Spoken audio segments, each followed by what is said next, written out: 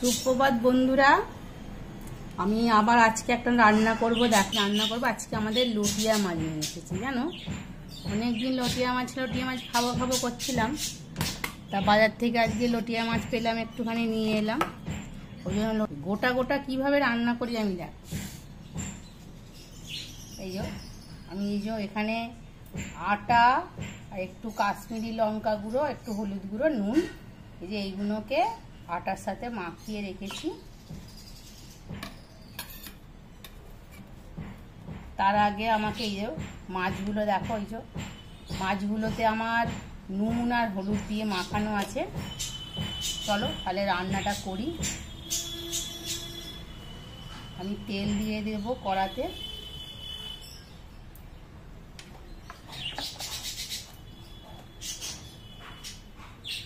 কড়াতে তেলটা তো দিয়ে দিলাম, এবার মাছগুলো ভাজি। চলো,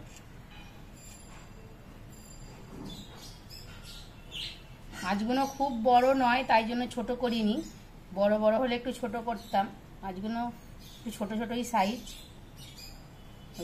মাছগুলোতে একটু আমি এগুলো মাখাবো, মাখিয়ে দেখো ভাজবো।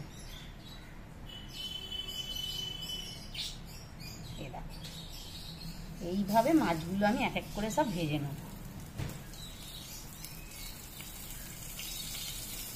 তাতে মাছগুলো ভেঙে যায় না, গোটা গোটা থাকে। এইভাবে এক এক করে সব মাছগুলো আমি ভেজে নেব।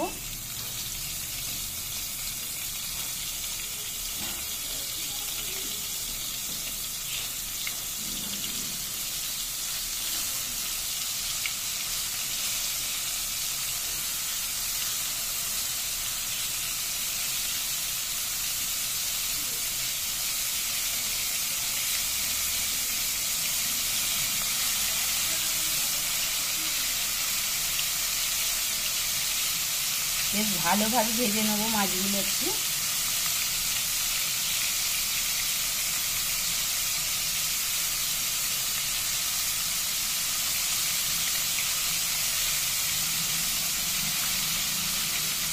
এইভাবে এক এক করে সব মাছ আমি ভেজে নেব।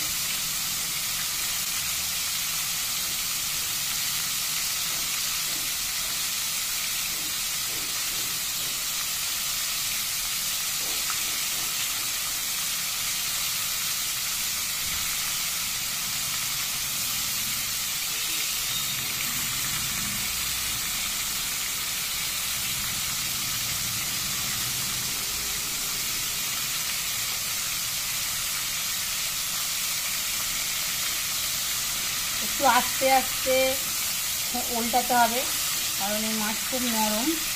ওই জন্য উল্টানোর সময় একটু মাথায় রাখতে হবে, যাতে মাছগুলো একটু আস্তে আস্তে উল্টানো যায়।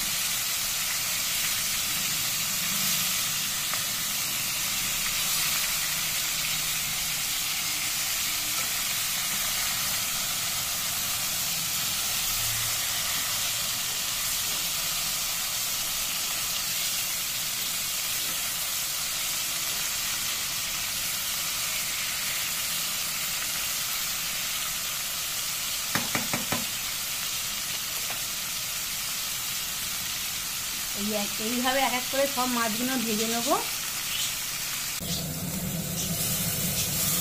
সব মাছগুলো আমার এইভাবে ভাজা হয়ে গেছে, দেখো।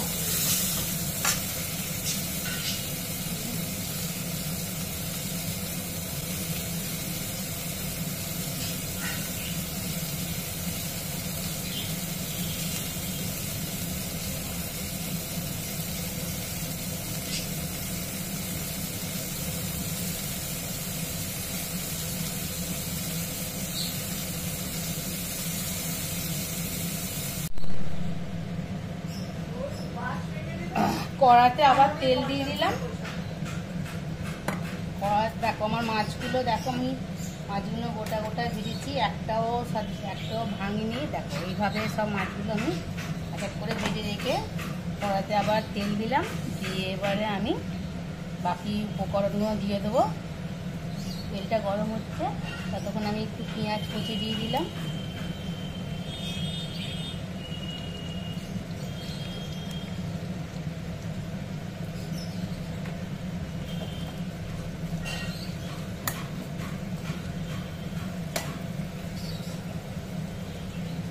মরিচগুলো ভাজা হোক, ততক্ষণ আমি আবার 10 মিনিটের পর ফিরে আসছি।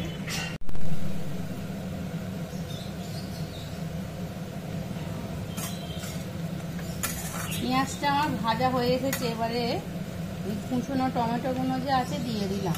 টমেটোগুলো না দিলে আবার নরম হবে না। টমেটোগুলো দিয়ে সামান্য একটু নুন দেবো। চা বসিয়েছি, চা খাবো, দুধ চা খাবো। সকালবেলা রচা খাওয়া হয়ে গেছে, দুধ চা খাবো একটুখানি, চা বসিয়েছি।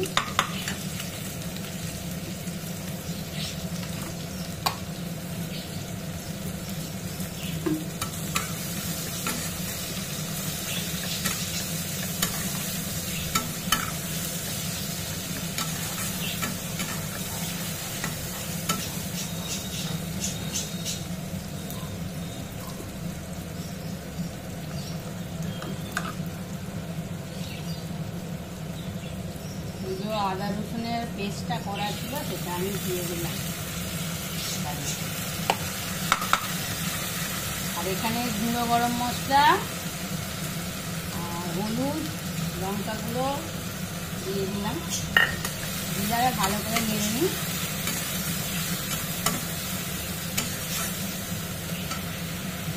গোটা কাঁচা লঙ্কা দিয়ে দেবো।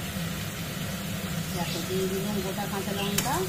ওইদিকে আমার চাটাও ফুটে এসেছে, এদিকে আমার মশলাটাও ভালোভাবে কষা হয়ে গেছে।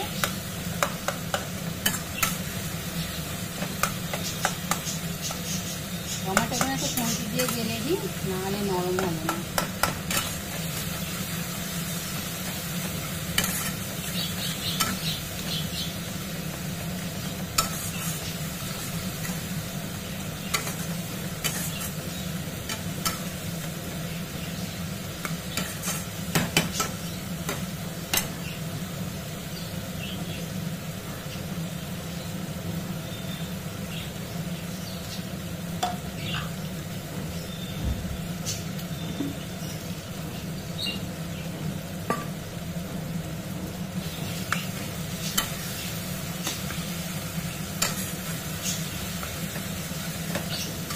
তার সাথে এইটা তো হচ্ছেই, তার সাথে আমাদের যে টকের ডাল আর ঢ্যাঁড়স দিয়ে একটা সরষে বাটা দিয়ে তরকারি আর ভাত তো আছে। আমাদের খাওয়া দাওয়া হবে আজকে রুটিয়া মাছের ঝাল, টকের ডাল আর ঢ্যাঁড়সের ঝাল। আমার মশলাটা ভালোভাবে কষা মতো হয়ে গেছে। এবার পাশ থেকে তেলও ছেড়ে দিয়েছে।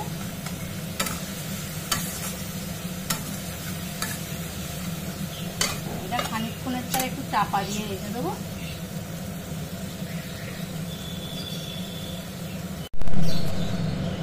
মশলাটা আমার ভালো করে কষা হয়ে গেছে।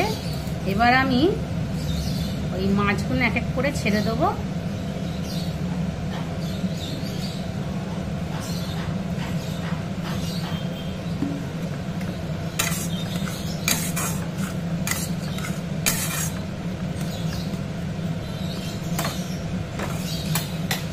তার আগে একটু সামান্য জল দেবো, কারণ ওই মানে মশলার যে বাটিতে মশলা লেগেছিল শুধু সেই জলটা দেবো।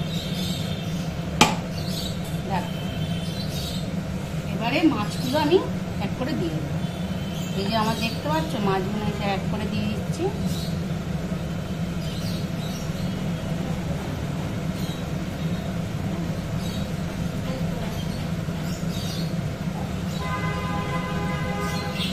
এই এক করে সব মাছগুলো আমি আস্তে আস্তে দিতে হবে, না হলে মাছগুলো ভেঙে যাবার চান্স থাকে। কারণ এই মাছ তো তোমরা জানোই খুব নরম মাছ।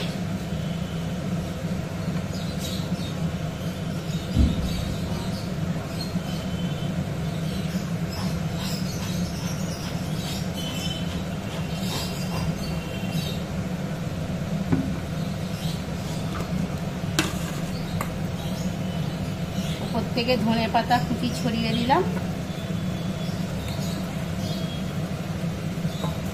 দিয়ে আমার রান্নাটা কমপ্লিট। দেখলে আমি কেমন করে লটে আমাদের ঝাল করলাম গোটা গোটা। এবার এটাকে আমি ঢাকা দিয়ে রেখে দেবো, দিয়ে আমার রান্নাটা হয়ে গেছে। ঠিক আছে, রাখছি। তোমাদের তাহলে দেখালাম আমি কীভাবে রান্না করলাম।